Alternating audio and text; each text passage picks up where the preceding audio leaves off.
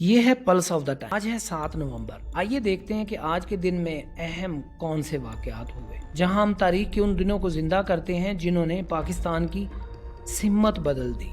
آج کا دن 7 نومبر 1958، ایک ایسا موڑ جب پاکستان کی سیاست میں پہلی بار وردی نے اقتدار سنبھالا۔ یہ وہ دن تھا جب جنرل محمد ایوب خان نے صدر اسکندر مرزا کو ہٹا کر ملک کی باغ ڈور اپنے ہاتھوں میں سنبھالا۔ 1950 کی دہائی کے آخر میں پاکستان شدید سیاسی انتشار کا شکار تھا۔ وزیر اعظم بدل رہے تھے، ایک کے بعد ایک حکومت گر رہی تھی۔ 1956 کا نیا آئین نافذ تو ہوا، مگر اقتدار کی جنگ اور ادارہ جاتی کمزوریاں بڑھتی گئیں۔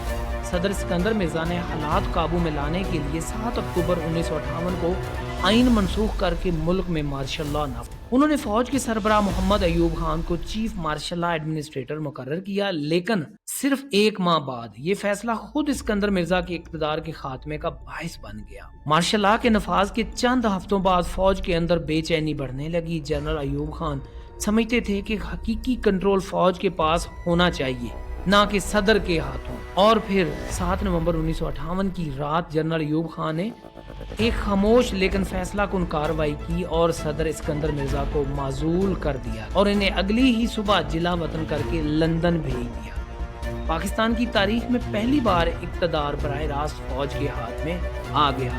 ایوب خان نے خود کو صدر پاکستان اور چیف مارشل لاء ایڈمنسٹریٹر دونوں عہدوں پر فائز کر لی۔ اقتدار سنبھالنے کے بعد جنرل ایوب نے اپنے دور کی اصلاحات کا عہد قرار دیا۔ انہوں نے نعرہ لگایا ڈسپلن، ترقی اور استحکام۔ انہوں نے بیسک ڈیموکریٹک سسٹم متعارف کروایا، زمینوں کی زرعی اصلاحات کی اور ملک کو منصوبہ بندی پر مبنی معیشت کی طرف لے گئے۔ ان کے دور میں کراچی اور اسلام آباد جیسے شہروں میں ترقیاتی منصوبے بنے، صنعتی قائم ہوئی اور عالمی سطح پر پاکستان کو ایک مضبوط ریاست کے طور پر پیش کیا گیا۔ لیکن ساتھ ہی ساتھ سیاسی آزادیوں پر قدغنیں لگیں، مخالف سیاستدانوں کو گرفتار کیا گیا اور پریس پر سخت کنٹرول نافذ کیا گیا۔ ایوب خان کے اقتدار کے ابتدائی سالوں میں استحکام تو آیا، لیکن وقت کے ساتھ عوامی جمہوریت کا مطالبہ زور پکڑنے لگا۔ ان کے مخالفین نے کہا کہ یہ ترقی نہیں، ایک کنٹرولڈ جمہوریت ہے۔ 1965 کی جنگ کے بعد ان کی مقبولیت کم ہوئی اور بالا آخر 1959 میں ایوب خان کو اقتدار چھوڑنا پڑا۔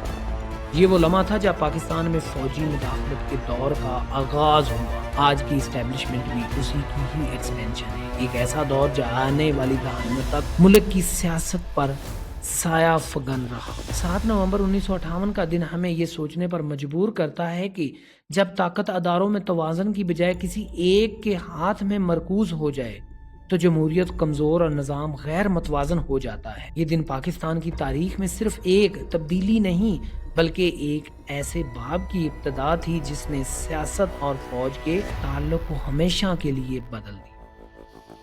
بہت شکریہ، پھر ملیں گے کسی اور ایسے ہی تبدیل کرنے والے واقعے کے ساتھ۔